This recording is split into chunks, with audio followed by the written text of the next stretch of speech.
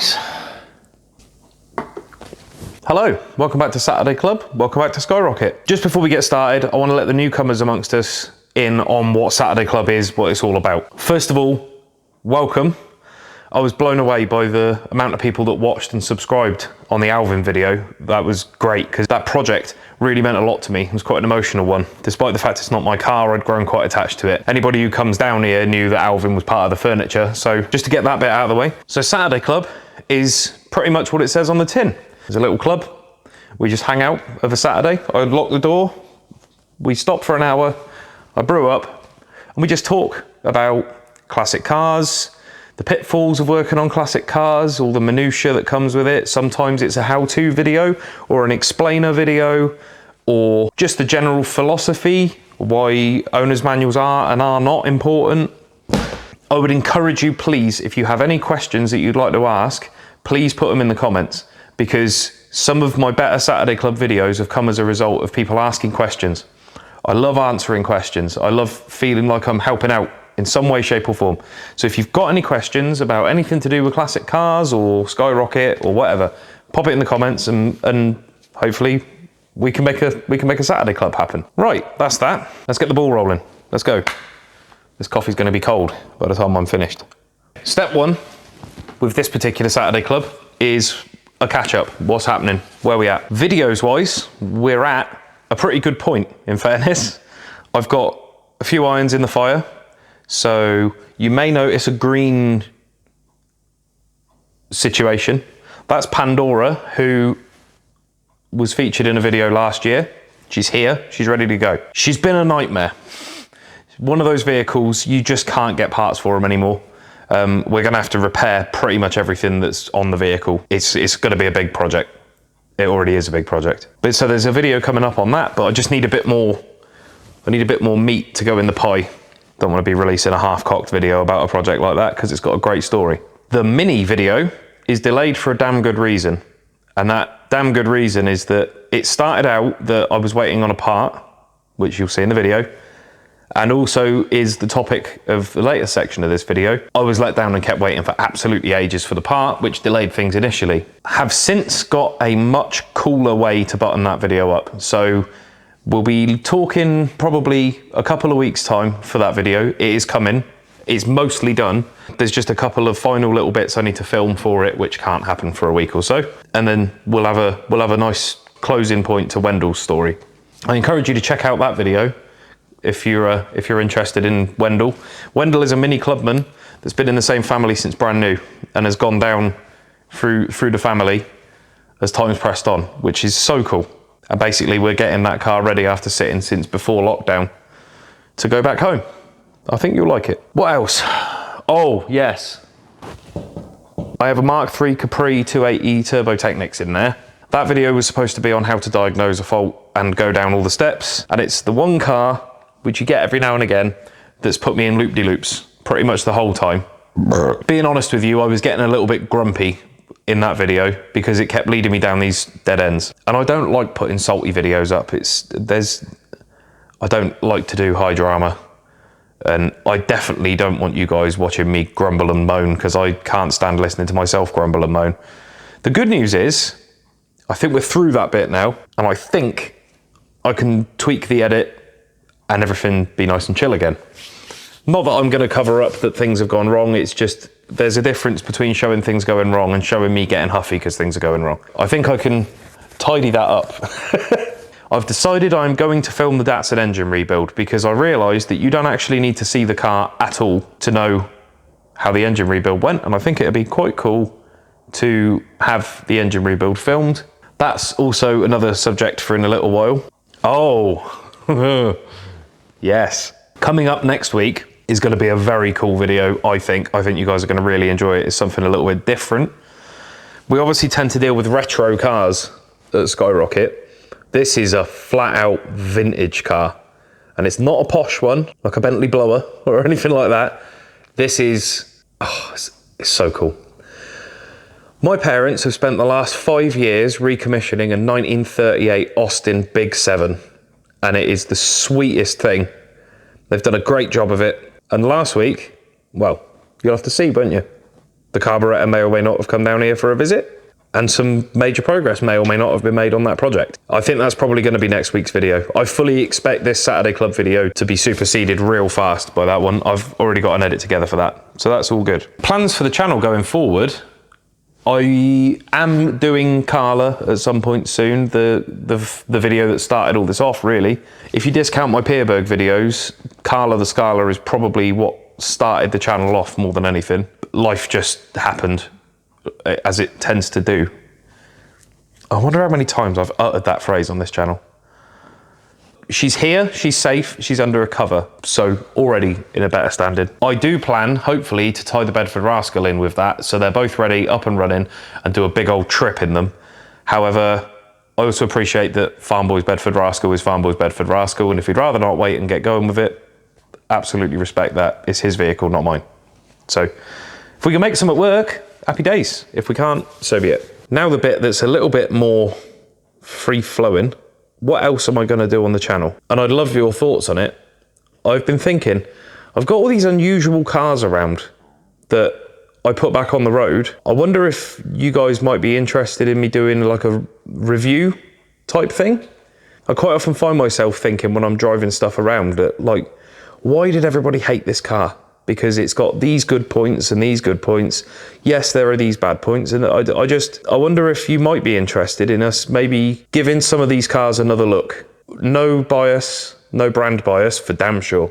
I work on everything. Just evaluating the car as it stands. Let me know if you'd be interested. It's something I'd quite like to do. Maybe we just do a test run or something. But I get some cool stuff down here, and it might be nice to do a bit more of an in-depth look around them. I also have decided I am going to revisit the Peerberg videos and do a proper Peerberg video. The old ones are obsolete. I've since learned more about them. I feel my presenting style's improved a bit. The old videos are a little bit stuffy and a bit shit and badly filmed. The audio's dismal, and I'm very, very nervous in front of the camera. I'm still not great in front of a camera, but I'm better than I was back then. I have had a great idea for a Peerberg video. I had a problem with my Peerberg a couple of weeks ago, and I just needed to get it to work. So it was the choke pull down unit was leaking. And I made a workaround, and I was like, what could be cool would be how to get yourself home if you've got a Peerberg, because a lot of these things, people, they whinge about the Peerberg, whatever, I'm not getting into that. But I feel if you've got enough of an understanding of them, you can work out how to bypass different components to get yourself home, or just get yourself to a point where you don't have to wait for the part before you can drive your car. So I think I might do a Peerberg video, which is basically, I induce a fault, I make a component fail, whatever, and we work around it, and we see how much, well, maybe we see how much stuff we can delete off the Peerberg and still have it be running and driving to get you home, or just what do you do if your 3-point unit fails? What do you do if your thermotime valve fails? All those things. So that's going to be one I'm definitely doing. I am going to do a proper K-Jet video as well. I did give you guys a crash course in I think that was the first Saturday Club video actually, but I feel I could do a better job of that. And I think I'm going to start doing more specific stuff as like a B video. So the A video will be the Austin 1100's been on its roof in a ditch for 3 years and it doesn't have an engine. Will it run and drive? And then the B video, I think we might just start digging into some components and stuff, and love pulling things to bits and getting them working again. So we'll start doing that. We just need to pick that camera up more, basically, is what I'm saying. So that's that. That's where we're at with the channel, and that's where I plan to go with the channel. Obviously, if you've got any ideas of what you'd like to see me do, what stuff you'd like me to cover, if you've got questions, please let me know in the comments, because obviously it can sometimes feel like I'm shouting into the void a bit, where I'm seeing a lot of people liking videos, which is awesome, and I'm really grateful about that. But it would be great to know what people thought of the video. Like, don't be afraid to say, "Fucking hell, Kyle, that time lapse went on for 3 times longer than it needed to." Ultimately, you guys are the ones that are going to be watching it, and I would very much like to try and tailor it within reason. I'm still going to be me, but I would very much like to, if there's one thing I consistently do that irritates you guys, let me know. because it's going to keep happening unless I know it annoys you. I think that's covered the YouTube channel bit. Oh, right, yeah, so it's a shithole in here right now. Have you noticed? Look at the mess, terrible. The workshop is spotless for a workshop. This is packaging, that's parts. And this is the crux of the video today. Grace under pressure, how to handle people letting you down, being let down, doing business when people have screwed you over on stuff. You've waited way too long for a car part. Jesus Christ!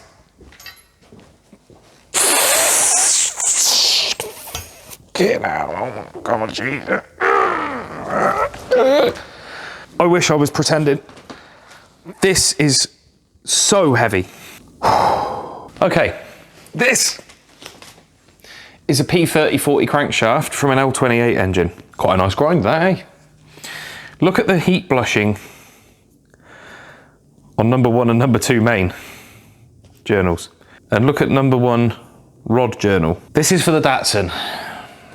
I gotta put it down. I took the block to be machined and it had a light hone and a deep clean, and believe it or not, it was quite happy. Thatch, the fella who was a highly experienced engine builder and machinist, trust him implicitly, did say, looking at number 1 and 2 main caps, it got quite hot. You'd be nuts to not take the crank off and have it checked. So, fair play.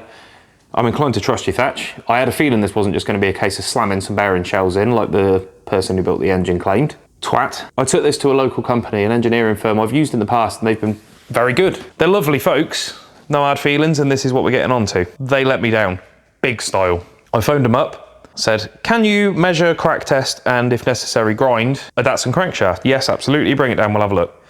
He put a mic on it, sure enough, it's egg-shaped, very much like number 1 rod bearing was, which I showed you in that live stream. All right, that sucks. What's your suggestion? He was like, we should be able to go up to the first undersize. So I've got to pick the crank up again.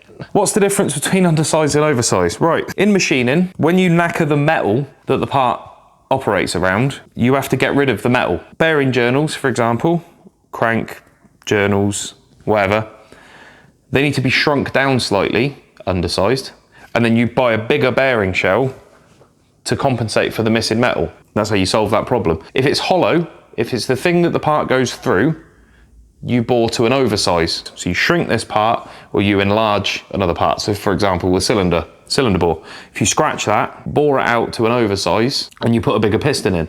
I was like, I haven't got much time before I need to start looking at putting this thing together. When can you do it? We can have it done for you middle of next week. Okay, well, I'm not gonna rush you.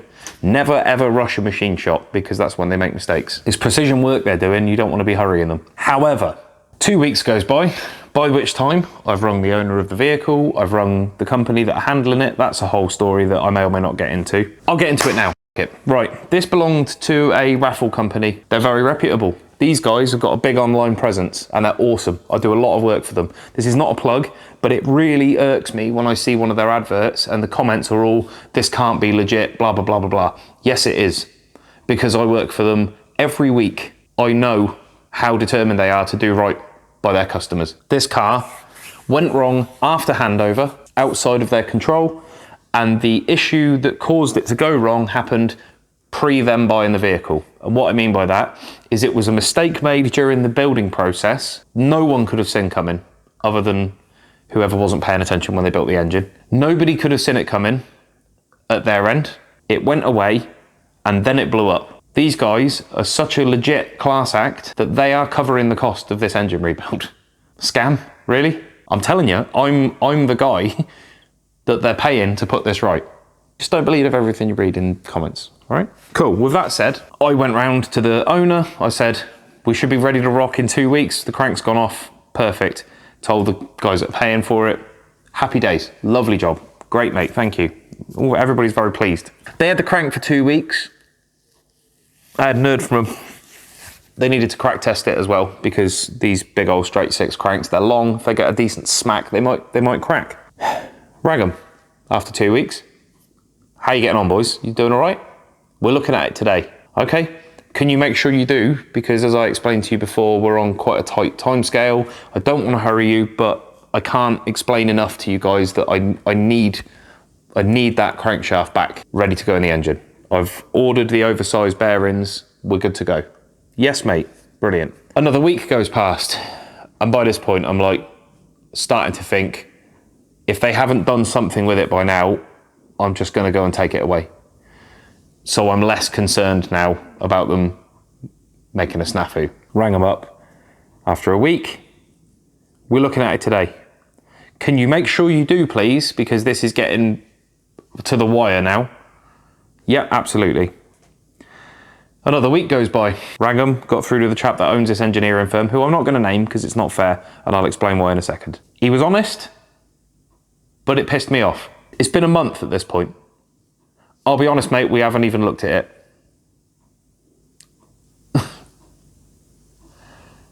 I said, all right, mate, don't worry about it. Get it ready. I'm going to come and get it. Don't bother. He was lovely about it. He's very apologetic. It's a whole thing to do with his machinist.